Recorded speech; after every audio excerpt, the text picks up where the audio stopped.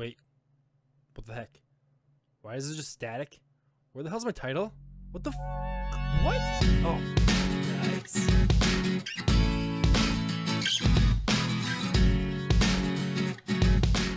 Deadpool 2 stars Ryan Reynolds and Josh Brolin, and the Merc with the Mouth is back in theaters for the first time since 2016 with the smash rated R superhero hit Deadpool. Back then, I think, how much money did it rake up? It probably ranked about $750 million. And the fact that a rated R superhero movie was able to do that, that's absolutely awesome. So because they had that success, they were able to make Logan, which is a really hard R movie, and they made a bunch of money with that too. So how did Deadpool 2 go? Let's get into the review. Just to sum up the plot a little bit and give a little bit of background, pretty much what the story is Cable traveled back in time to stop this kid from possibly destroying the whole world. And Deadpool, not so much Deadpool, more so Wade Wilson, the person, feels like he has to stop him because even Wade Wilson does have a heart. He does have a conscience. He's like, hey, Cable, this is wrong. You just can't kill a kid. Even though this movie is filled with jokes, like joke after joke after joke, you just have to understand you have to bring down things a little bit. You have to kind of get away from Deadpool sometimes, like with all the quips and the jokes and the raunchiness that he brings to the theater. You have to go back and look at Wade Wilson, the person. You have to give him some type of motivation, some type of death. And I think with all the jokes, with all the humor, they were able to do that. Like, don't get me wrong, this movie is funny.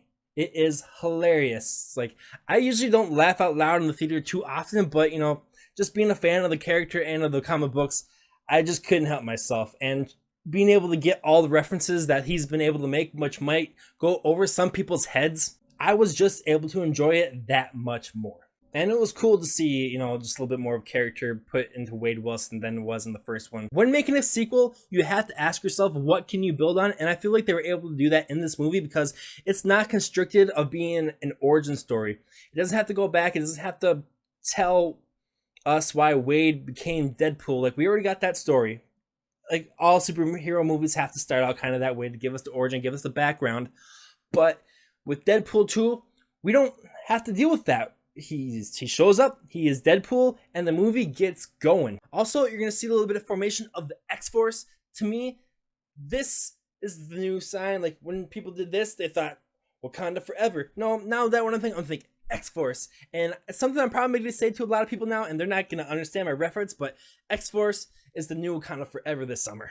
You just have to give it up for Ryan Reynolds. He is an American treasure from Canada.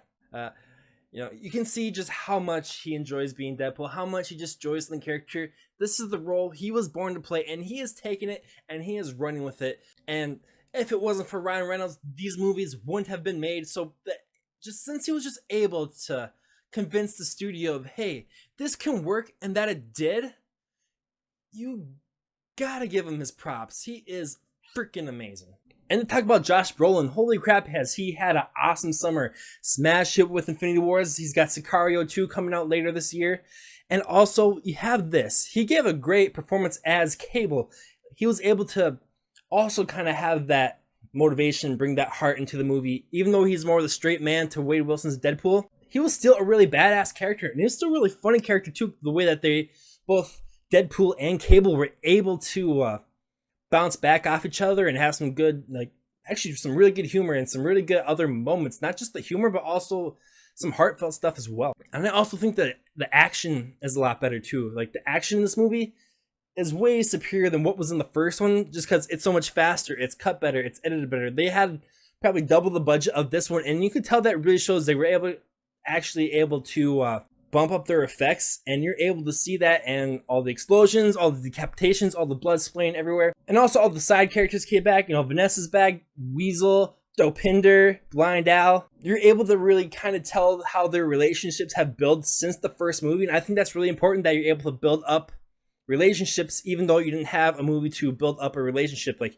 you had about 2 years going between the movies, and you could tell that they've grown their bond. Can't forget about Colossus. Can't forget about Negasonic, Teenage Warhead, with the longest name ever. They're back. They added a lot more to the movie too. And also Russell, the kid that's in this movie. The name of the actor is really spacing me right now. He was in Taika Waititi's, what was it called? I can't remember. Hold on.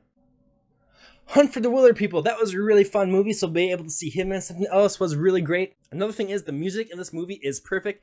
The great thing the first one did was just able to integrate music into the character, into the movie, and I think this one even did it better. There's some funny cameos in here. There's some really just great memorable moments, a lot of funny bits, and also, but the thing is, like, the one down thing that I would say about this, it's not even really a down thing. Sometimes they do rehash some of the same jokes from the first movie, but they were able to build up that joke, okay, where it starts like, oh, okay, this seems like it's gonna be the same joke from the last one, but they're able to bump it up one step more just to make it that much funnier.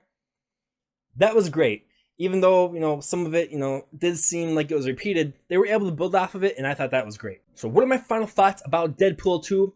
I just have to say, it is a great movie. It is a fun movie. It's a movie that I'm going to see multiple times because I'm going to go back and I want to enjoy it a little bit more, be able to actually watch it and enjoy it, and just not be very critical of it, because that's what I feel like what I am in my reviews. Like, sometimes I'm just not able to enjoy it, but this is a movie that I want to go back and actually sit down and enjoy. So if you're a fan of the first Deadpool, fan of Logan, fan of the whole, X-Men cinematic universe, go and see this movie. There's no reason not to. Am I going to buy it? Hell yeah, I'm going to buy it. I got my Deadpool 4K right there. My first one when that came out, like, I just had to get it. So, yeah, make sure you like, share, and subscribe. Subscribe to my channel to share it. Even though if you don't feel like you usually share stuff on Facebook, it's the easiest thing to do. Just hit share. More people see my videos, the more I'm going to want to keep making them, the more often I'm going to make them. So, yes, like, share, and subscribe. And like always, I'll catch you at the cinema.